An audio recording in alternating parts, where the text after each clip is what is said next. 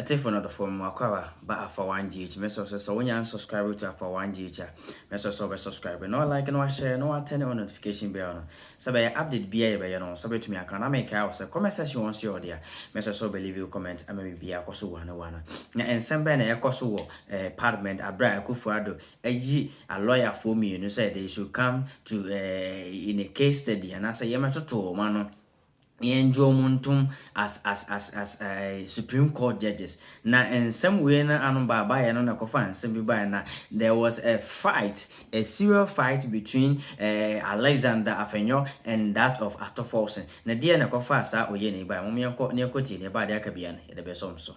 And Mashabedum, a quire ye ever hopa na nyasem ketua. Hey, o kunadi ya fine. It says appointment committee etenase na appointment committee eya bedokobia wo mahwebedwamu a sekoba se yebo obidi yese my penny ebo obidin ede di brebi hyenensa se wonkoye soafo anase mpono ye omanyimu temuafo adwuma bi wonkoye a ye de ne ba ho eba betoto nano na akoba se empeniphobia na nsentam womudi ba betoto edwa se yede womo eka Supreme Court court batan adade for ye wo ho ehono na eho ahia se yetoto womo anom Justice Sophia Banasco esa Professor Richard Frimpong Opon Nipei an appointment committee etnase na edu omo so se ye betoto womo anom na N.Addo kumano womo epeja asemu bia na womo eka se wo hwe oman Ghana ya mamra constitution aye didi dwuma na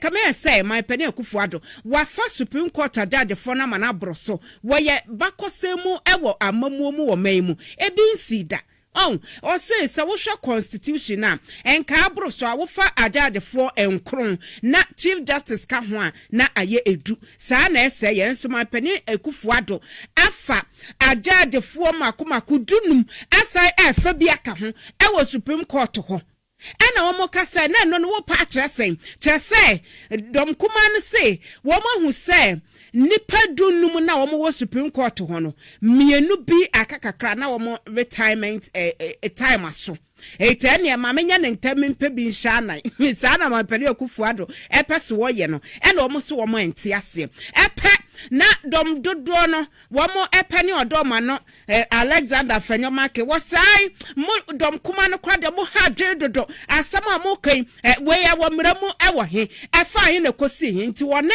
boko central mahwebedwani mahama yarega womo edisiani ena Alexander Afenyo make e ka se NDC fo mo asam na mo ka no eni nyina so ewo mramu ye body bongalat yenko ne yenko hwe de koso ewo ho ni bi. I would humbly plead that we respect the ruling of Madam Chair, however displeasurable it may be to us, and in all humanity proceed to vet the nominee. In any event, Mr. Speaker had made a referral to us. And when the letter came and the referral was made, there is no record at the plenary to the effect that a preliminary objection was raised in respect of the constitutionality or otherwise of the said communication from Mr. President. I know that yesterday the Honorable Minority Leader even requested for evidence of proceedings at the Judicial Council, evidence of letter nominating and all that.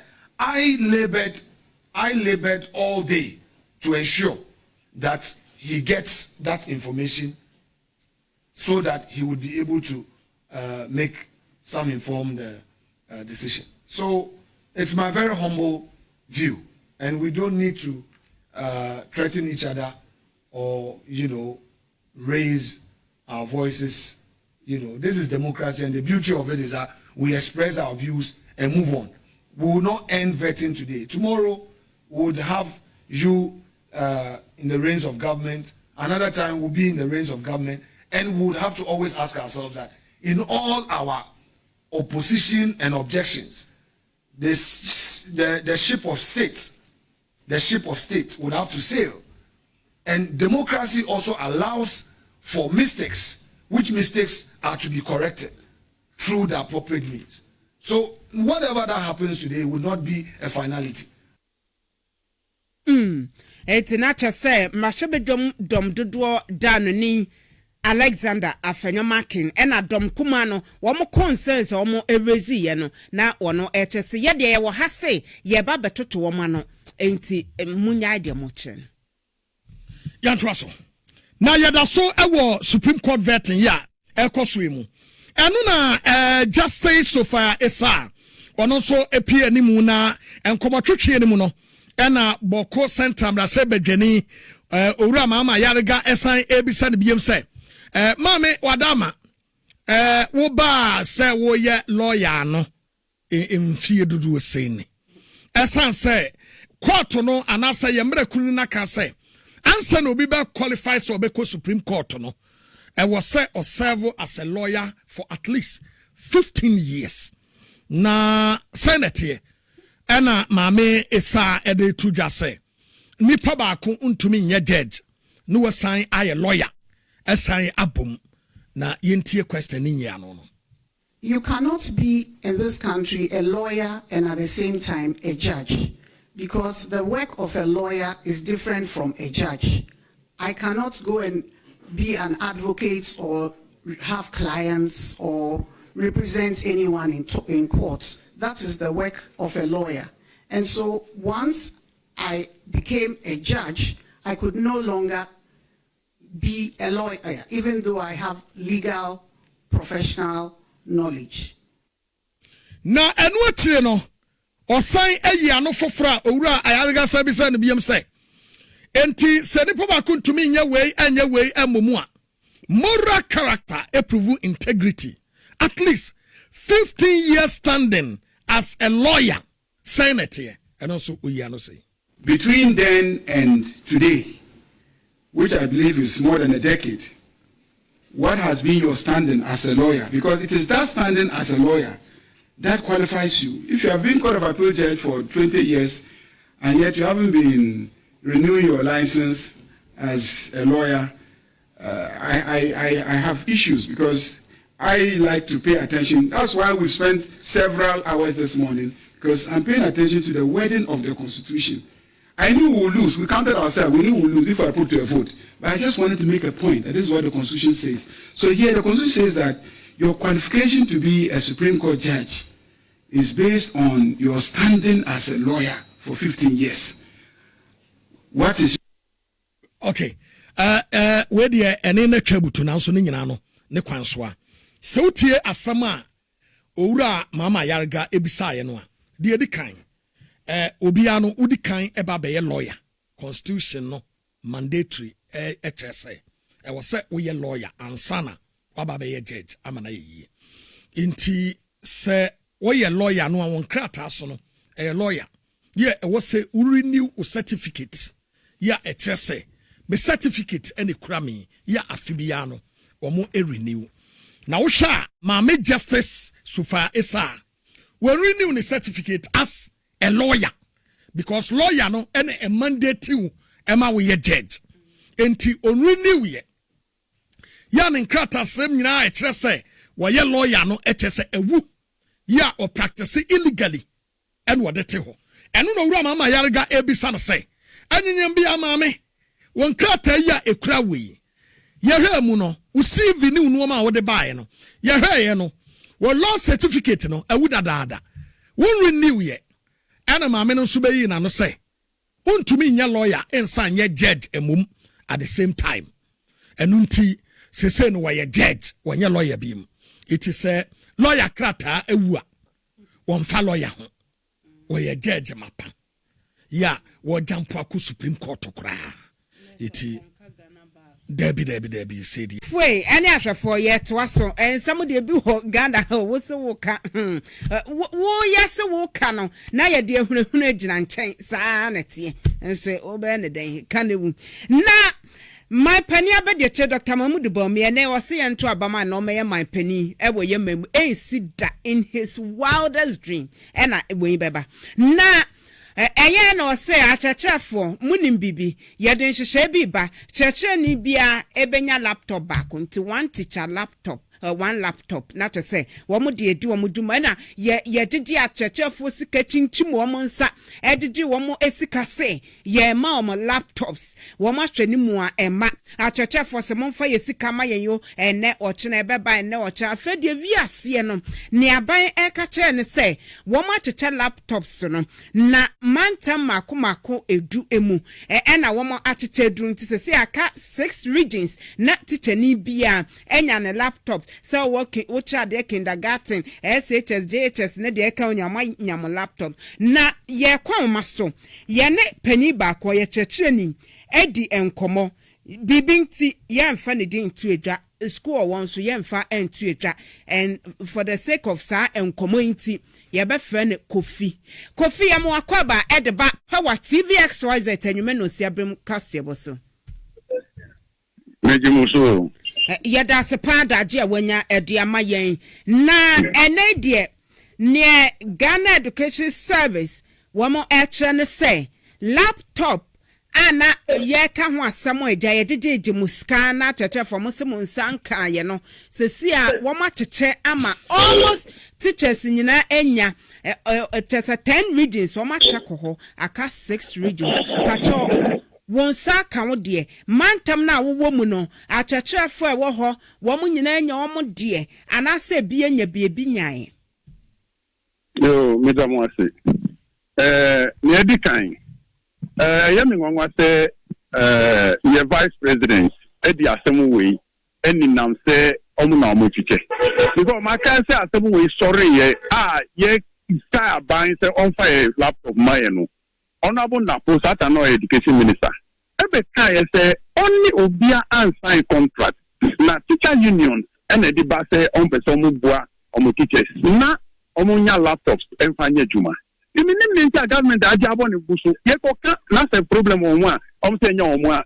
Omo check akra. Normal dia akoye campaign. Omo dia ebo mo ho abaso se omo na omo chiche mayen. Ne omo ni se no kreni mi ameka se de me zanka me de ba mi won go po be omo de enkai omo zanka e na ne omo ni se laptop lankasa a omo tien almost 1800 plus no laptop we Nokia 1100 sana me friend no Nokia 1100 me pacho laptop no type ben type ben omo so friend no TM1 menim say Thomas Musau because on the not for president being meaning say any deal say why you meaning teacher unions no on what teaching aboyachi and on what sika keke besin ne na wanga sawaka no 16 regions almost ankan so almost sorry almost much laptop laptop no ye mu bi o hayen sankan ya uye wajin so be sope na edumo enu ano no you want to go to nya enye tuma laptop na enye laptop Nokia 1100 no en function wa hu what dia ne function en function I say that everybody na won saka ye last year say March mo say den enu 2 weeks info na ni ko so na edumu ye no ano no dia na podi ayamo no wow. I say no, because I say obi ebe to be produce contract say or sign contract document this say obe produce laptop amaya obe resign. Sa insemuno eninam.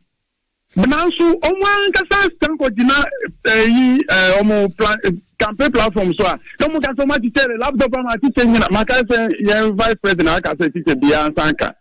Me nim se na omo say adichia omo si ebinumu sankan adichia omo so ma supply ye ko ta omo omo se nyom na omo supply na teacher for na omo so supply ma teachers even minim na omo kan ba laptop ni se achacha for mo ye den wonu omo din komo ada asam na omo kan na nsa omo kan se omo sankan ya omo compile omo din na omo refund omo sikama omo enu si entumi so omo refund sikano with interest so then you yenim sebeba mpanso yenim decide no matro me hu be be ekosi ye tro de ni we na etire o se o ni aka no ma san supply ba ku mi nu bi o be ti say kakra bi akọ district we kakra bi akọ district we let just say no ano no The Nimia Moya, one na Yanomo Edi. A more monsa come dear noa, enye juma. Obi nsika ne de na watwe ntamase na watwe mienu ntamase no se se amoye ne den mo abom panifo amane. Oh, when now go border money. Ya supply na I say I go to go to phone addition say ya say. Ne wom se ya ne say. Omo nkasa akin krofobi. A omo kita software bi eninam schools no say ki omo pe and the between I repair software laptop now. So no one mad and no. So keep on any juma. So no ma and one no. I did to be the juma. What is speaker near juma? Now go off. Do restart machine no or pa na asamba. Keyboard of your on in the play. We say dot. Say ko see a so a bet me about 1,000. Wow. Yes. Anyway, the jama abrofune dia omo yusu akoto egu ball aso na yesesa bra mu yi o. Look at and kebe am say China KG for na omo yo practical so na mo dia bra yen. China me hu because any laptop. Amon ka fa ate. Any laptop. Yeah, the any be kira momo. Yes, I have a plan. Say, almost your mama yen. Say yen fan chat there. Almost so much 16 Wi-Fi. I was schools in Newz. Till last year October 84 ever seen net wife for DNA school here. Mo de opa monya mo investigation. Enye juma. Wife for DNA juma till last year October me school mo enye juma. Enumere ma contact two schools am in go for enye juma. Wife for DNA juma. School ba ko bibi ta eno o si omo de ti for na. This internet for buy so omo na contract no omo so mo jomba be restore. Omo ye be 2 weeks and it for no one no be in there. The new school Wi-Fi e juma won from October be do this time. Monka fra ate ye be di etira mamo na afin so monto abapa why se be ya amamu bone we di be fi ona acheche from koma han mo why abani dem say ye mo bi ya 12 doma na eko ya 12 e say ko to koma no an say ndo so na di akogu ho nti wo hu ache na ye di kogu ho so no bi ye na adwe say oba wie mu a court ni mu ntokwa ni mu nkosia be 7 na be 7 mu be je mu ama nananom anu no what in some ekoso those there two appointed justices or moko ye kwakwa ye omu vetting. And according to minority leader now, when someone wanted to join say just say Akufo-Addo yeah dear abakwa some obi anya bi da e di ntina all appointed a Supreme Court judge abra the mo ho no CD the total number of judges and 9 as 8 na here no and to appoint to omo dey there and in some a course on chere say Akufo-Addo you be on fa amamu mra na ye dey bu oman Ghana na emfa nya adwuma na so we be call retire no retire you na so won retire do we still appoint a new one what in some a course just say abawe ya ban bia sebi on just say on how to develop the country but how to spend our tax money any day. Now me kai say hi Alpha OneTV message say wonya subscribe to Alpha OneTV message so subscribe no like no share no turn on notification bell no say update bia we no so betumi aka na me kai say comment section on see or there message so leave your comment macro.